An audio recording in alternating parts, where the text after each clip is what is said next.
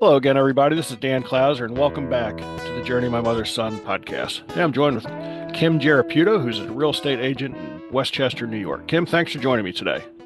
Thanks for having me. Absolutely. Looking forward to the conversation, but before we get started, just introduce yourself in your own words. Who is Kim today? Kim today is a real estate agent supporting clients in Westchester County and Fairfield County, Connecticut. So I am licensed in two states, New York and Connecticut. And I've been doing this coming into my 11th year. And it's a tough business, but I love it. Excellent. So, you said you've been doing real estate for 11 years, but interesting path that you took to real estate. You were in the dental field prior to that. How does one go from being a leading sales executive in the dental industry to leading real estate agent in the real estate industry?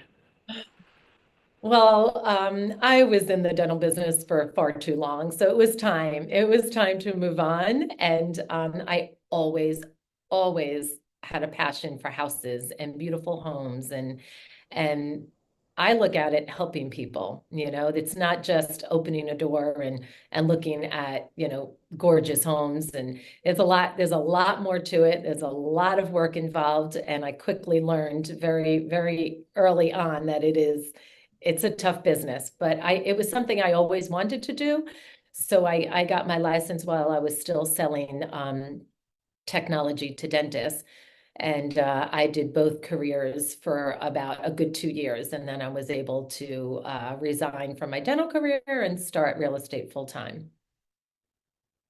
Yeah, and real estate, I had sold real estate for a little bit back in the early 2000s, and in Pennsylvania. We were still up there, and it is, I mean, and the business has changed a ton in those 20 years.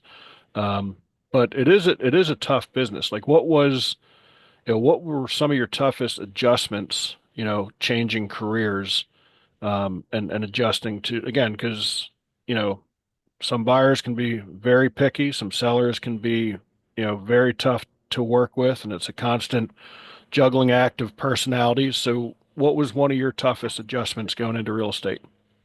Absolutely.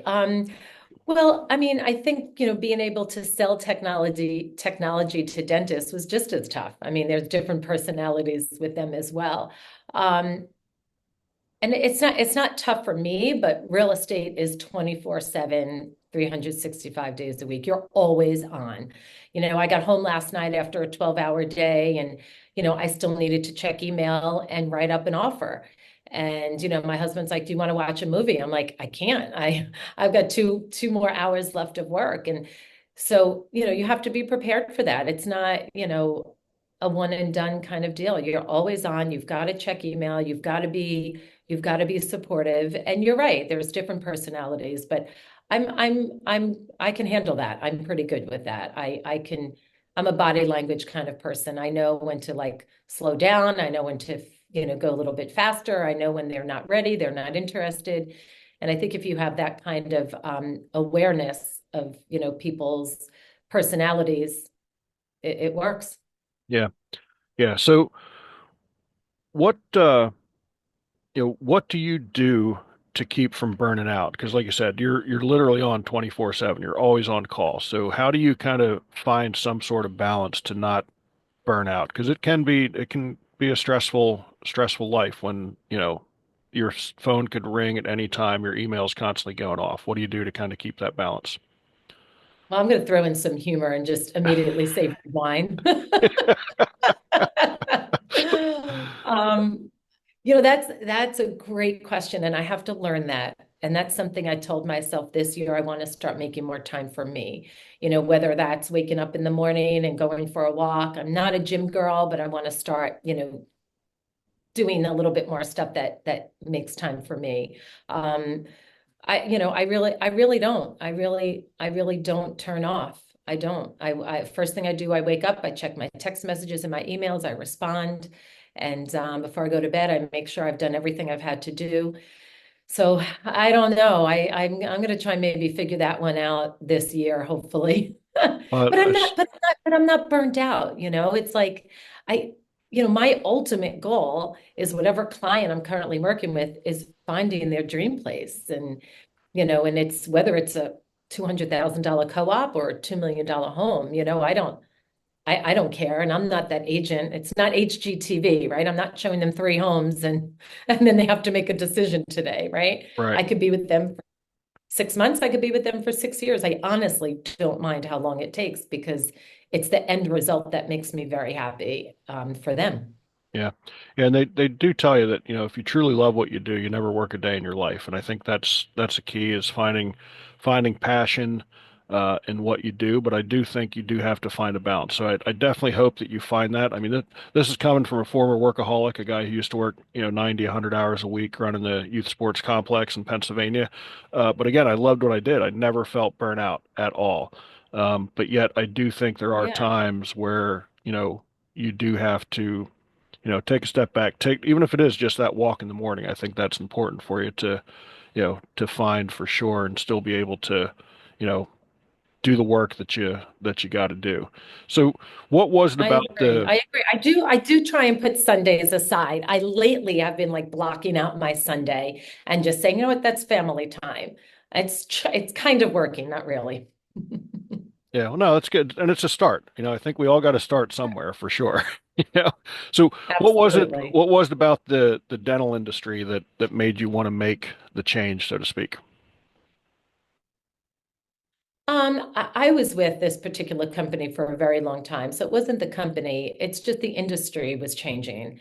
I got in so earlier in my life that, I kind of managed a really big territory and I was doing very, very well financially, but the business shifted and there was no longer just, Kim handling that particular area. Then they would hire in three or four more sales reps to, kind of cover the area that I used to. And then they would break up an entire, let's just say I handled all New York City. Then they broke New York City up into, four segments. And I wasn't sharing it. It was now competition. So while I was used to a certain income, that was being taken away. So I knew I had to supplement and I always wanted to do real estate. And that's why I did, the both careers for a while until I can resign from the dental career. It was time to go. It was changing and it wasn't changing for, where I was liking it anymore. I didn't like the job anymore. Yeah. Yeah, it's definitely time to go at that point. And I think too many people in this world, they find themselves in a career and they're in it for, a lot of years and again, it becomes a grind and they feel they're at a point in their life where they can't make a change. And I'm a huge proponent of, it doesn't matter how old you are, doesn't matter where you're at in life. If there's a new chapter to be opened, go ahead and open it. So was there any Yeah. doubt in your mind that maybe, you were too old to switch careers or, you were giving up too much because you'd been with this company for so long? And if so, how did you overcome those battles? No, it's true. I mean, here, my 30-year career with Dentalite, an income, a guaranteed salary. When you go over to real estate, it's you don't get paid until you close the deal.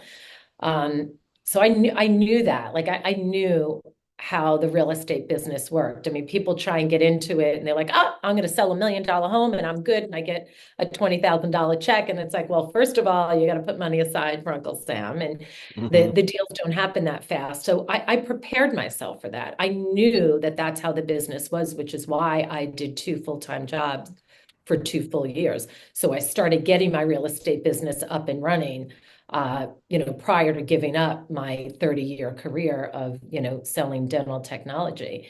So that was important. So my business now was flourishing for real estate, and I had my followers, and I had repeat business, and I had deals under my belt that I could survive on for the next few months if another deal didn't come in. So I was prepared for it. I was nervous for sure.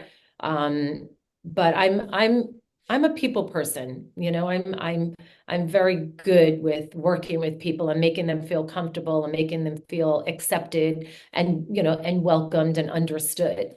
And and when I didn't understand when I first got into the real estate that unfortunately a lot of my real estate agent peers I didn't know them at the time, but they just weren't very nice. They just really weren't very accommodating. And I'm saying to myself, is this my competition? Because I got this.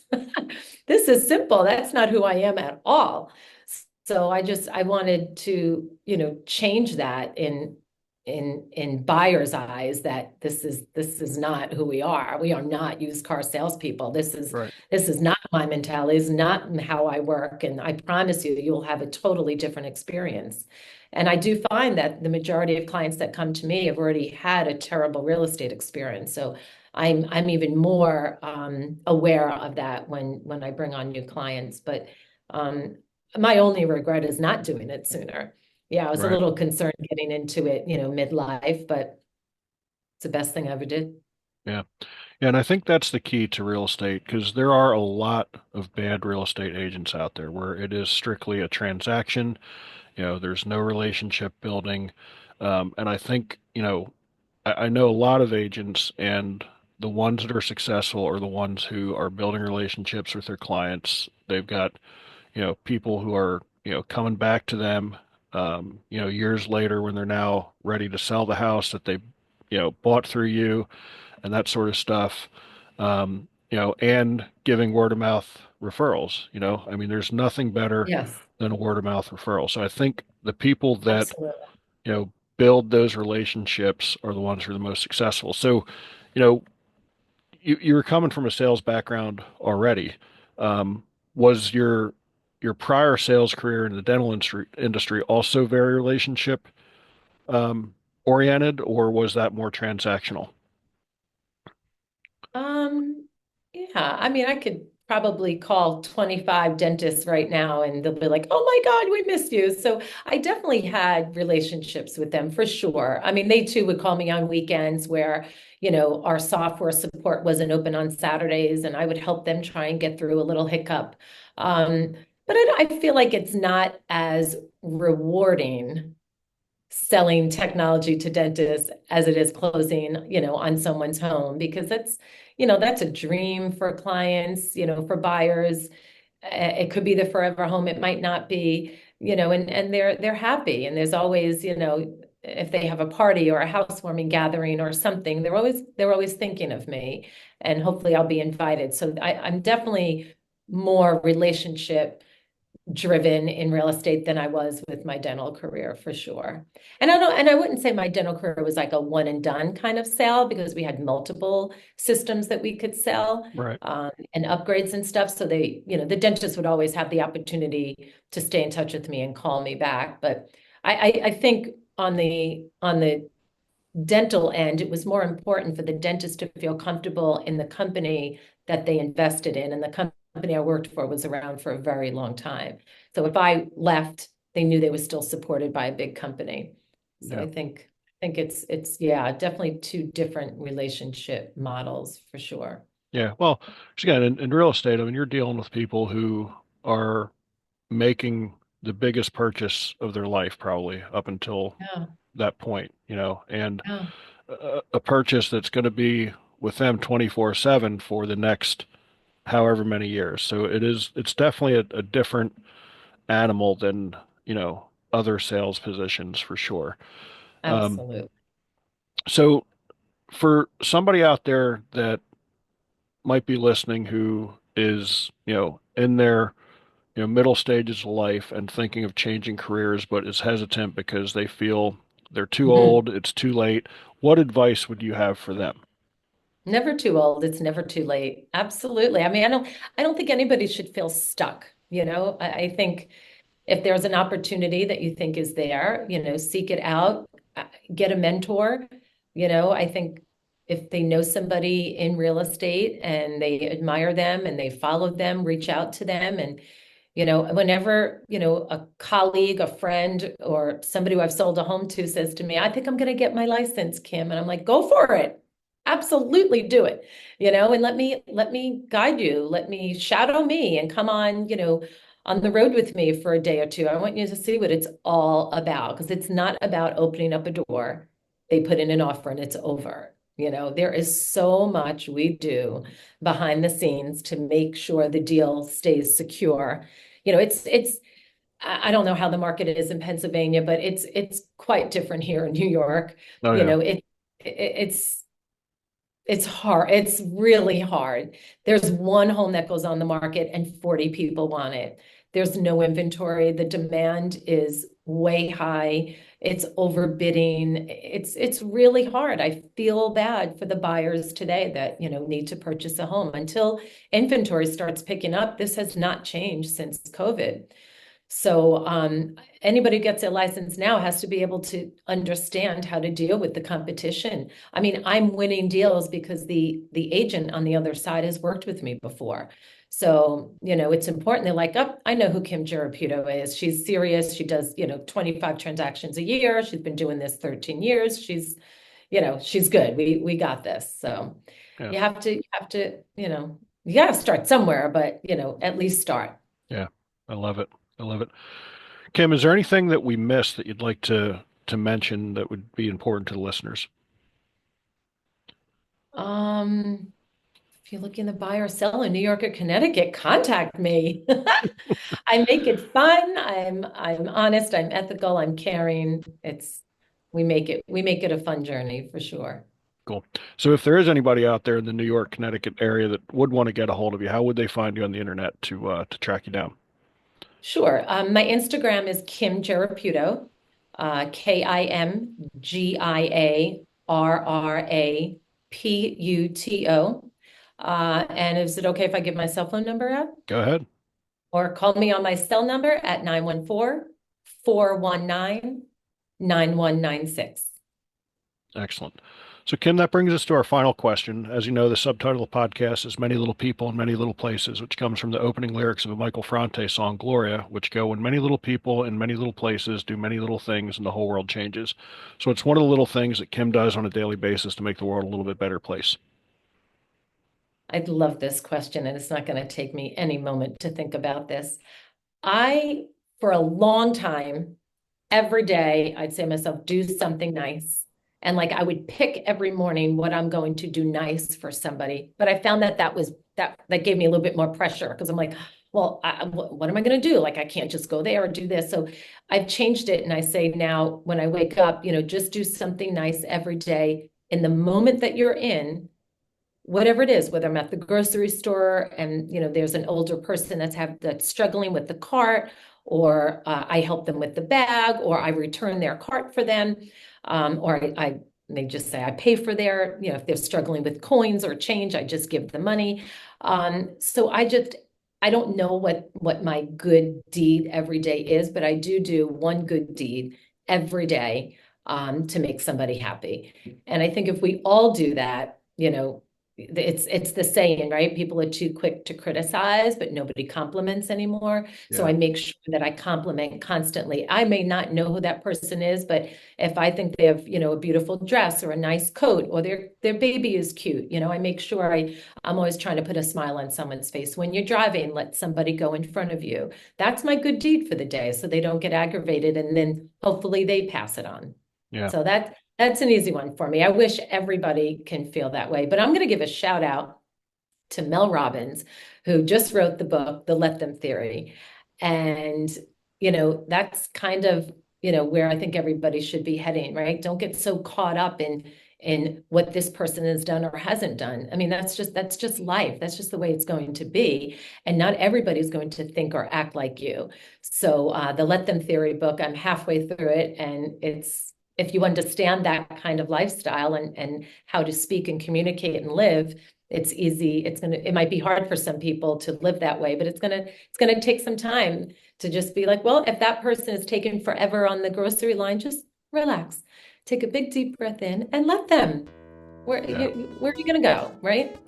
I love that. So, yeah. I love that. Absolutely. Kim, I love this conversation. I really appreciate you taking the time. I know, like I said, you're always on the clock, so who knows how many emails or voicemails you have just by sitting down and talking to me for a little bit. So I definitely appreciate your time because I know it's valuable. For everybody out there listening, be sure to check out my other podcasts and blogs at journeymymotherson.com. While you're there, check out my Pay It Forward program where you can purchase a copy of one of my books, and Sandy and I will donate it somewhere along the way in our travels. And again, Kim, this is a great conversation. I really appreciate you taking the time. Same here, Dan. Thank you for having me. Take Abs- care. Absolutely.